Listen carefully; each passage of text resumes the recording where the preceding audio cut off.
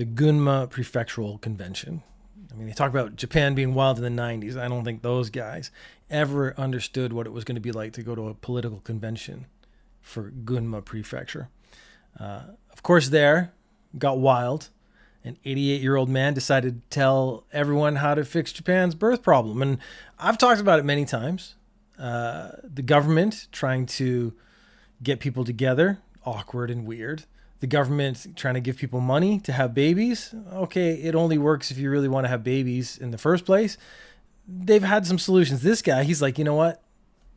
Shut up. I've got this. I've got it solved. I've got it worked out. You don't need to talk anymore. You just listen to me. Everyone, shoop. Listen to the man speak. He said it's not the government's job to supplement the economic burden of having a child. I mean, I guess very technically that could be true if the government didn't want people to have more babies. So if the government wants the population to increase, if the government wants people to have babies, then it is the government's responsibility to try to make that happen, to try to support people in their efforts to make babies. Real wages in Japan have dropped for 26 months in a row. So basically inflation's gone up, wages have been stagnant, so your real earning potential has dropped every month for the last 2 years and more. So then what is the solution? He's saying like, look, we're not giving you money. Giving you money isn't going to do it. And I actually think partially right. I think giving money is a good idea because you want babies that are born to, have food and stuff so they survive into being more than just babies. So what do you do? If men have their act together, women will, without fail, have their children.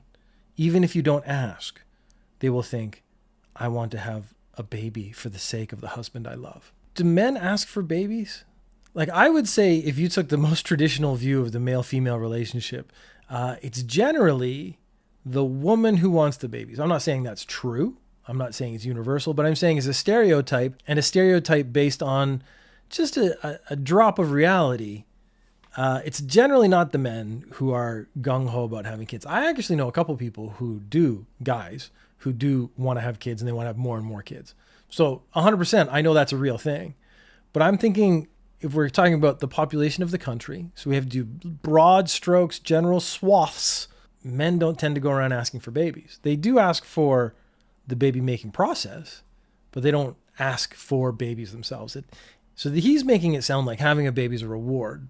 And while I wouldn't say it's a punishment, it is absolutely not a reward. It can be rewarding, but I would say that comes later.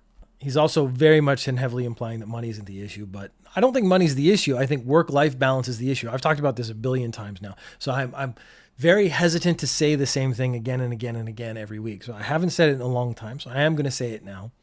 The work-life balance in Japan is the reason why people are not having babies. People are not having babies because people do not get together. People do not get together because they don't have time to get together. They don't have time to meet people and form relationships and have relationships outside of work because they're working all the time. Therefore, they don't think about having kids.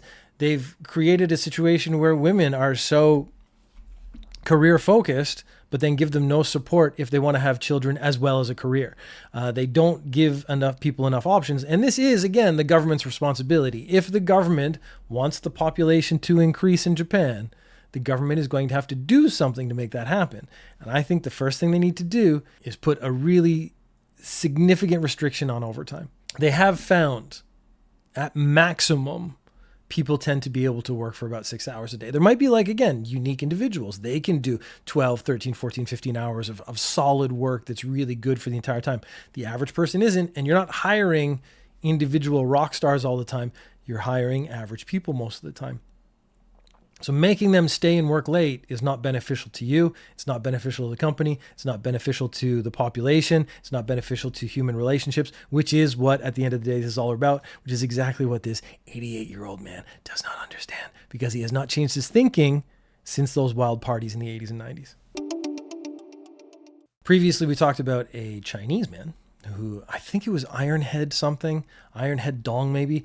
He came to Japan from China and he went to Yasukuni Shrine. And Yasukuni Shrine is very controversial because it is where soldiers, veterans and stuff. They are entombed there. It's where people go to pray for them. But World War II, a lot of war crimes. So it is seen internationally, China and Korea specifically, as a place that has enshrined war criminals. So politicians going to pray there is very controversial internationally and whatnot. This guy came and he said, I'm going to make a statement. His statement didn't match his actions. His statement was that they shouldn't release water from Fukushima into the ocean.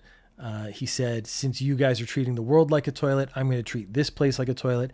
And he climbed up on like a thing that said Yasukushi Shrine, like a big pole made of stone. He peed on it and he spray painted toilet in red. He went off back to China, didn't get arrested. And the Chinese police are saying, yeah, which I actually think is a fine response. Since there is no extradition treaty and the relationship isn't that good, I don't see why you would extradite one of your citizens back to Japan. But there were 2 other people involved. So there was someone holding the camera and the police want that guy. And they have all 3 of their names. There's also the guy who bought the spray paint. That guy was arrested the other day. Now here's the question. They did in total 4.2 million yens worth of damage to that post. So the spray paint, I guess they have to clean it off. You just wash it off. I don't see how that comes to 4.2 million yen, but I'm not arguing because I don't know anything about it. I guess trying to get the paint off without damaging the rock, and maybe it's marble or something special. I don't know. But are they going to lay it all on this one guy, or are they going to try to use that to lure the other guys back? Because the other guy, the first guy, the guy in the video, said very clearly, I'm not going back to Japan. Why would I? I went there, committed a crime, filmed it, and stuck it online. So yeah, it actually makes sense that he wouldn't come back. I don't think he is going to come back. I think his friend who's been arrested here is screwed. The question is, do they get the guy who filmed it, the cameraman? That'll be an interesting question. But if that guy's smart, he's back in China already as well. We have also talked about, this is kind of like an updates of recent stories episode. We've talked several times over the last month about the gubernatorial election process in Tokyo, where they put up posters. And the NHK party, which is a legitimate, in its sense, party, because it's a real party, they're just not particularly serious about the issues. They're not actually trying to push things through in a serious way. They're there making a mockery of democracy, which I actually don't have a problem with. It's just, I sort of think some of the stuff they say could be useful to actually say in a serious way. That's a whole side issue. I think underneath they have beliefs, but they're not actually getting those beliefs across, which I think is a wasted opportunity. What they did as a party is they bought all these spaces on these things. So for a very limited period of time in Japan, you're allowed to put up a poster, your election poster, as you want to become the governor of Tokyo. They bought up a whole bunch of extra ones, and then they sold them to just anybody. So we had a girl who's like a kickboxer, a girl who wanted people to follow them on social media, someone who put a picture of their dog up, someone who just put up a poster, the same poster many, many times. A woman who's in the NHK party who is adult actress.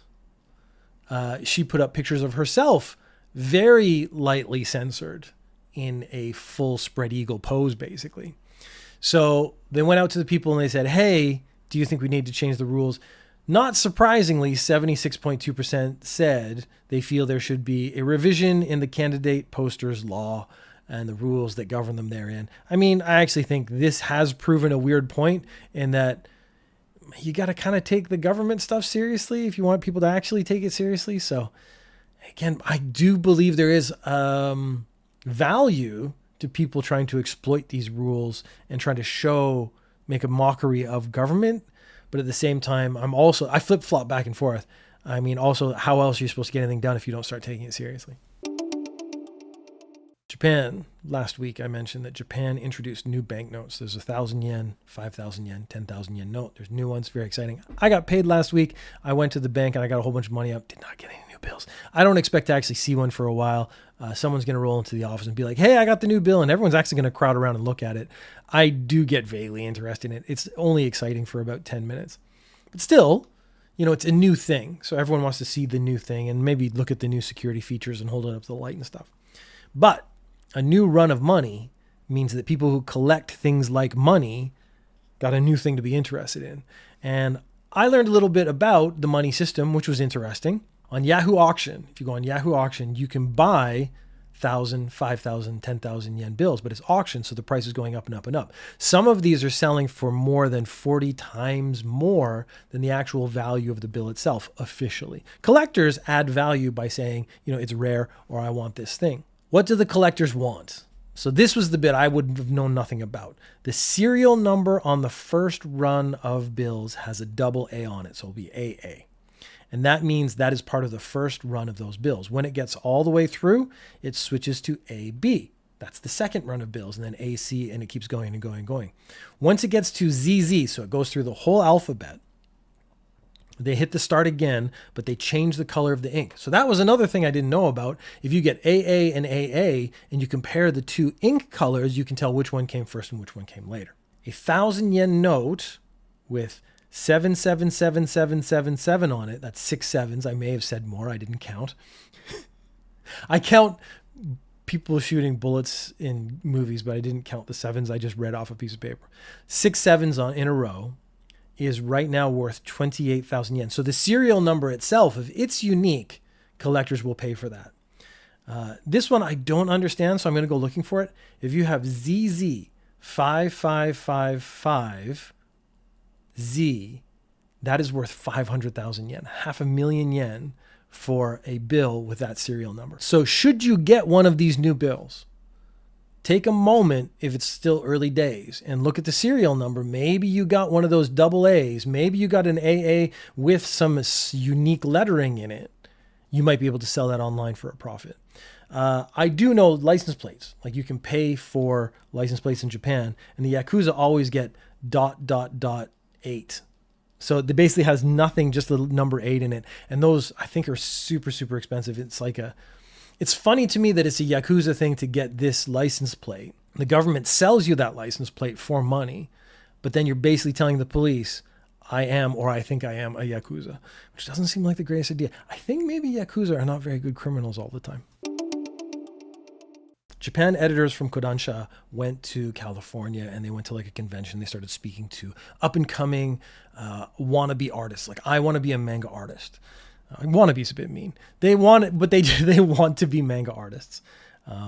They started talking about how do you improve? How do you improve your skills? How do you improve your art? How do you improve your story? How do you improve your structure? How should your character design reflect the character in the book? How does it affect the side characters? These are all really useful, interesting stuff. These guys obviously know what they're talking about. Then they got into Americans spend too much time making merch.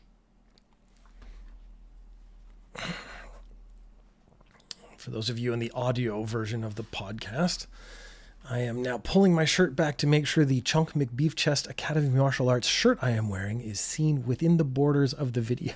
Again, there's a difference in the way the world works, or how the cost of living. I don't know specifically. I've never lived in America, and I certainly haven't lived in America in modern times.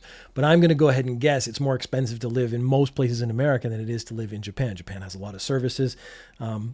Despite our earlier story of declining wages over the last 26 months, if you have the same salary as before and you live a frugal life, you actually live quite well. All the stories I read online, though, it is stories online, so it's a little desperate. So I don't want to make any strong statements about what it's like to live in America, but I'm betting making money is important to survival in America. And if you want to be a manga artist in America, let's just say it is unlikely you're going to get a massive payday right away. So you have to find some way to supplement your art to make money for your art. And it seems like the way to do that would be merch. So I do sell Chunk of Beef Chest t-shirts. I have books that I am publishing that I'm selling. I have other things I'm trying to do. I'm not trying to be greedy. I'm trying to supplement my income so I can do this stuff that I want to do. If I ever got to a point where I could quit my 40-hour-a-week job and do this full time, that would be like a dream come true for me. But realistically speaking, I know that's not likely. So I keep the 40-hour full-time job. Some people would say that means I don't believe in myself. But I have to feed children. I have a very realistic view on the chances of success in any format, podcast, YouTube, streaming, or whatever. I know the reality, and therefore I know I should keep my 40-hour-a-week job. Retirement could be really good for me, because most people who work and work and work and then they retire, they don't know what to do with themselves. Whereas I if I just keep doing this, I would have a full set of things I enjoy doing in my free time, and now it becomes all my free time. So then maybe it could actually be popular. I could be one of those really old people who gets popular on the internet for just being old. Unfortunately, those people all seem to be good at something. I'm actually thinking about the streamers. Like there's the Call of Duty granny lady, and then there's the old guy who used to be like a sniper in the military, and he streams. But he like uses actual calculations and has like a notepad, and then like starts nailing people miles across the map. Yeah, they have skills, and the granny's good. She's really good at Call of Duty. I'm not actually good at anything. I think now I've actually seen my actual fatal flaw as to why I have to keep my day job. It's not because of dedication or belief in myself. It's because I'm not actually good at anything. Oh, fuck. That was the saddest story I've ever done in my life. The Japanese government has set a policy on fully autonomous weapon platforms. This has actually come up in NATO, so it's not like Japan just did this out of nowhere. I cannot talk about any military aspect of Japan and not immediately start thinking about, are they developing Gundam? As we all know, Gundam are piloted. It's an AI system that learns as it does combat and connects with the pilot, and then they sort of feed off each other. I think that's a really interesting idea. The movie Atlas that came out very recently on Netflix, very mediocre movie, not bad. I mean, people were trashing it. It's not terrible. It's just there's nothing new or interesting in it, really. Nothing unique. Had the same sort of premise. Like you had to sync the pilot and the machine and the AI, and then working together, you could be a more effective fighting machine. That kind of stuff. They were saying that human control has to be a principle and should be maintained because human involvement is required because humans can be held accountable. So once you make a machine and that machine makes a decision and decides to like kill an orphanage, you can't really hold that machine accountable. You can turn it off, but no one actually gets punished. No one has to think about it. That does imply that everyone sort of involved with weapons is moral. Might be an issue as far as I'm concerned, because there are bad people and bad people would do bad things even with non-autonomous weapon platforms. Then weirdly, they got into the benefits of autonomous weapon platforms because there would be less human error, and it would actually deal with significant manpower shortages, which ironically is exactly what Japan is dealing with right now. Japan's population is shrinking. The military is not a particularly attractive career path. Very few people are joining the military. Therefore, the military in Japan is shrinking, is having more trouble getting people. Autonomous weapon platforms would actually be the solution. But here's where you get because they've done manga posters in the past and they weren't particularly successful. But you could get nerdy dudes, manga fans and whatnot. The nerdy group is what they're actually going for. When they made manga posters, there was a target audience. That target audience didn't go for the posters alone. They did try to collect the posters and maybe went and collected some like military paraphernalia, but they did not actually join the military. But these are the people who are like technology and computers. And if you sell it that way, like you will be piloting technology and computers and things like that, working on a computer in your comfort zone and contributing to the military, that might be more appealing. So this is where it's not going to be a Gundam. It's going to be more like a guy sitting at a desk with a bank of computers and monitors and keyboard and a controller and stuff, controlling systems from afar. But he would be in his comfort zone and probably very effective because this is sort of the environment he's used to. So there is a way to make this work if they are actually serious about it. Here's the last story. I wanted to cleanse our palate a little bit. The most popular pet names from last year. For male dogs, for the last 9 years, the most popular pet name has been Leo. I guess in Japanese it would be Leo, but, I think it's like lion. The most popular female dog name for the last 9 years. So these two names have been the most popular names for the last 9 years in a row together, running in parallel. Female dog name, Coco. So you have Leo and Coco. If you have two dogs, it's a male and a female. The most popular male cat name for the last 9 years. Can you guess what it is, given the hints that just came previously? It is Leo. The most popular female cat name for the last 2 years. So this one's going to be different. I actually found this interesting because my first thought is, I've heard this name before, Luna, which is, I believe, is the cat from Sailor Moon. Sailor Moon's quite old, but it's come back in a couple of iterations. So, or maybe it's still back. I'm not watching a lot of Sailor Moon these days. The most popular combined name, so this could be male dog, male cat, female cat, just overall combined pet name in Japan is, this is where I should have done the quiz. I didn't have anyone do a quiz today because I didn't organize myself. We actually had a holiday yesterday. That actually seems to have made my organization worse because I do everything set on schedules, and I took yesterday and did a different project because it was a day off. Did not organize a quiz. I do need people, if you would like to join the quiz, because it's like a 10, 15-minute Zoom call. We could do it on Discord. Just send me a message, chunkandbeefchest@gmail.com, speakpipe.com. speakpipe.com/chunkandbeefchest. I would love to have anyone who listens to the podcast on, and we can do a little quiz. The quizzes are not meant to be hard. We have a little chat. We do the quiz. I tell the story. We give the answer. If we can get more people doing it, I actually might start keeping score. It's going to be Ninja News Japan versus the world. And then when I get real serious about it, those quizzes are going to be hard. My only concern, though, is we run into a story that the person I would be speaking to has already read about. So that's going to be the hardest part of managing that if I get to that point. But the big reveal. The most popular combined male, female, dog, cat name last year was Moogie. I feel like there should be some sort of flourish after that, but I don't know what the flourish would be. Runners up, Popcorn. It's a pretty good name for a pet. Fukuru and Giorno.